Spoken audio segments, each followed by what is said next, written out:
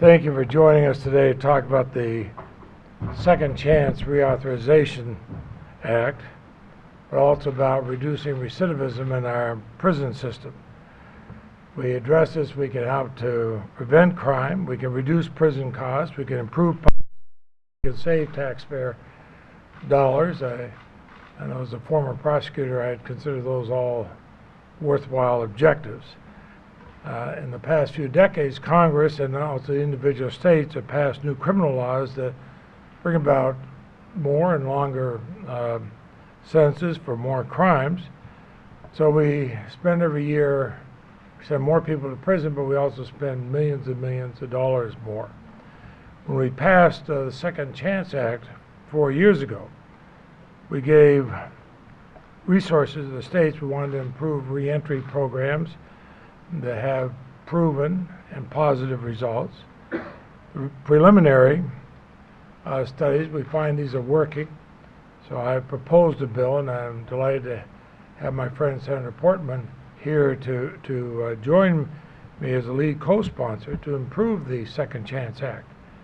We want to make sure funding is available for the key reentry projects. We want to make sure that states are using proven programs to reduce recidivism. It's to make sure that all states have the opportunity to develop and benefit from these. We're trying to find, of course, in all areas, ways to trim spending.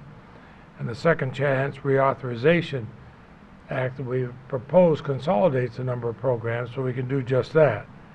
And we're joined by a number of officials who are involved in this and involved in programs within their own states to cut recidivism, because eventually people do come out of jail, and we would like to lower the necessity for them being back in there.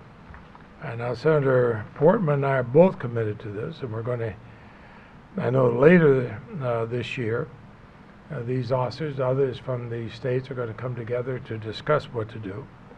So and we'll be marking up on this tomorrow in the Senate Judiciary Committee. I can't emphasize enough. I mean, I put people in prison, and they deserve to be there. But I also knew they were going to come out someday. And I wanted them to come out in such a way that I wouldn't be seeing them again as a prosecutor. Every single police officer will tell you the exact same thing.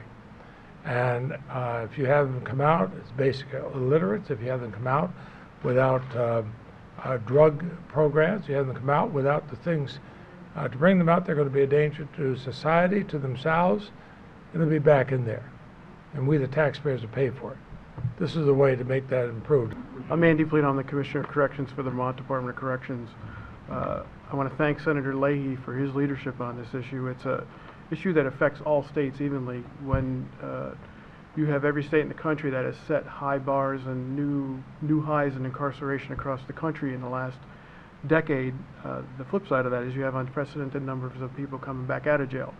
And unless you create wraparounds and those sorts of things, services for people who can, so they can succeed and not create new victims, this isn't going to work. We're just going to keep reincarcerating the same amount of people. So I want to thank Senator Leahy and Senator Portman for their leadership on this bill. In Vermont, we're trying to be creative with some of the funding that's coming out of Second Chance. We're doing things that we hope to set the stage nationally, where we can show some promise on some emerging programs, but it takes time for those things to develop.